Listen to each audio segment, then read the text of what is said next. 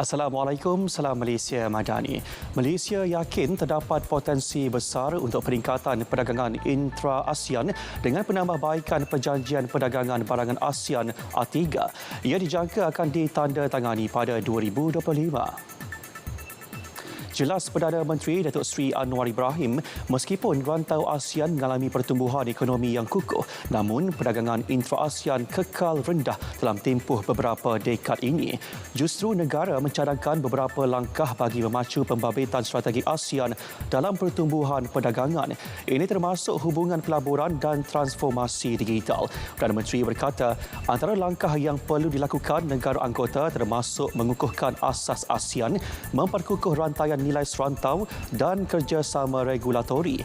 Menerusinya, beliau yakin ASEAN dapat mencapai ketahanan ekonomi dan berada di landasan tepat untuk menjadi ekonomi keempat terbesar menjelang 2030.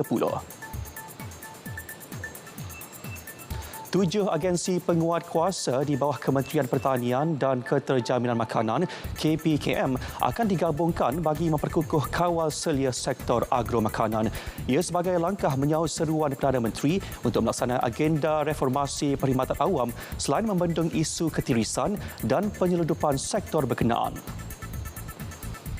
Penggabungan 7 agensi itu melibatkan keseluruhan 2,030 anggota penguatkuasa dan 14 akta bagi memastikan penguatkuasaan lebih optimum dan berkesan. Cadangan berkenaan akan dibawa untuk perhatian Perdana Menteri Datuk Seri Anwar Ibrahim dalam satu mesyuarat pada 1 November depan. Ingin saya tegaskan bahawa reformasi yang sedang diusahakan kementerian ini bukanlah kerana ada agenda politik, tapi yang dilakukan adalah untuk kebaikan dan masa depan.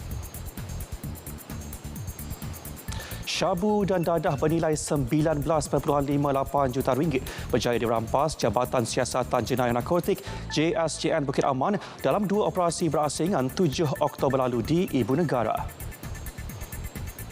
Operasi melibatkan 4 tangkapan termasuk 3 warga Thailand berusia antara 22 hingga 32 tahun. Serbuan pertama di sebuah rumah di Bandar Manjalara Kepung menemukan 250 bungkusan dadah seberat 255.5 kilogram. Seorang lelaki serta 2 wanita warga Thailand turut ditahan.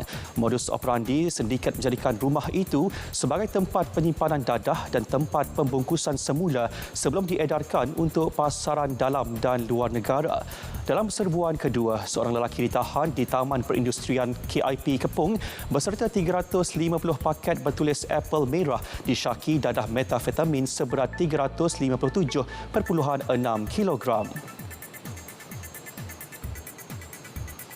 Penjawat awam di Indonesia telah menerima arahan daripada Presiden Joko Widodo Jokowi untuk memulakan pemindahan ke Ibu Kota Baharu Nusantara IKN di Kalimantan Timur pada Januari 2025. Menurut Menteri Sistem Negara dan Reformasi Birokrasi Abdullah Azwar Anas, rancangan asal kerajaan adalah untuk memulakan pemindahan itu pada September lepas.